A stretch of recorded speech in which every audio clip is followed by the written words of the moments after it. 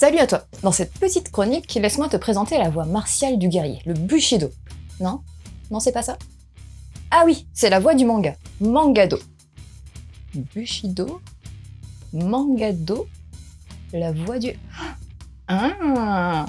Bref, aujourd'hui, ça sera la voix du samouraï bambou.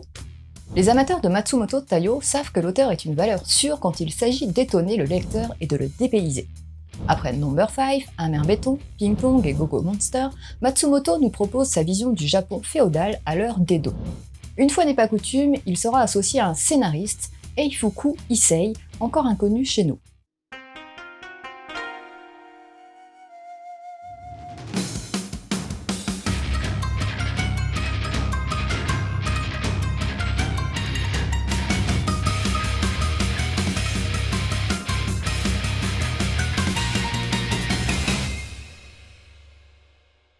Le propos est simple. Seno Shoichiro est un jeune ronin monté à la capitale pour changer de vie. Il faut savoir que le jeune homme est un as du sabre et qu'afin de ne plus se laisser aller à la violence, il décide de s'en séparer, le remplaçant par une lame de bambou. À quoi s'attendre avec un tel concept? À tout. La surprise est à chaque page, on ne sait jamais où les auteurs vont nous conduire. Soichiro se liera vite d'amitié avec les enfants, ce qui le décidera à se tourner vers l'enseignement. Il fait la connaissance de quelques notables, découvre la vie citadine avec son regard de campagnard.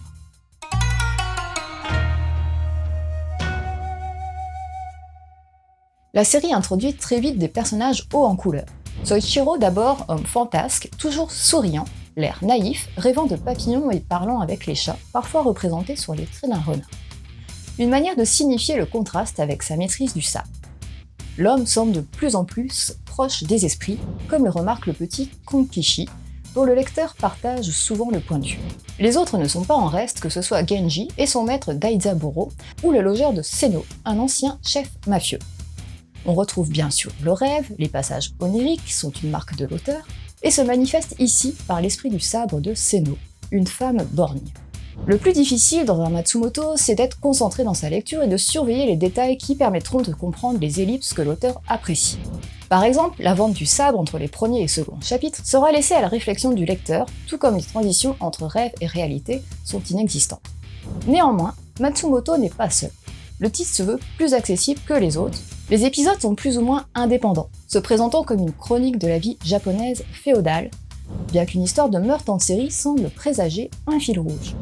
On se plaît à suivre les tribulations de Soichiro.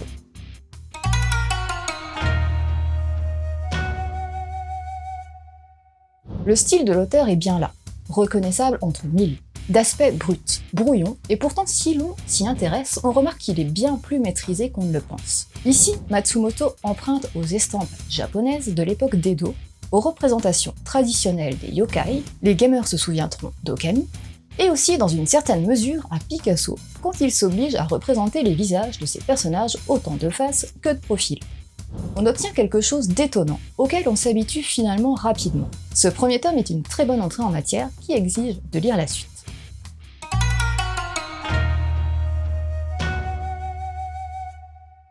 Pour les conseils, on va faire simple, et rester dans des histoires de samouraïs. Kenshin le vagabond. À l'ère de l'industrialisation, les samouraïs n'ont plus trop leur place dans cette société. Kenshin, grand maître de sabre, est devenu un vagabond errant sur les routes du Japon. Mais pour plus d'infos, il y a Mangado. Ensuite, Lone Wolf and Cub, où l'on suit Ogami Ito, un ronin parcourt le Japon du XVIIe siècle, en compagnie de son jeune fils Daigoro, à la recherche de ceux qui ont sali son honneur. Et après, file voir Ghost Dog, la voix du samouraï. Un excellent film, un tueur à gages, à l'époque actuelle, vit en suivant le code des samouraïs du Japon médiéval. Voilà, c'était Flo. J'espère que cette chronique t'aura donné envie de lire Le Samouraï Bambou. Sur ce, je te laisse et continue de suivre la voie du manga.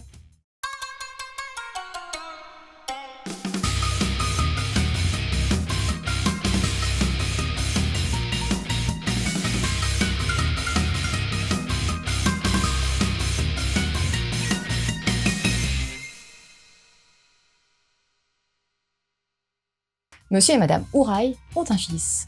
Comment s'appelle-t-il? Peut-être pas encore prête pour faire un one man. Peut-être pas encore fait... Ah, putain. Peut-être pas encore prête pour faire un one woman show, je crois.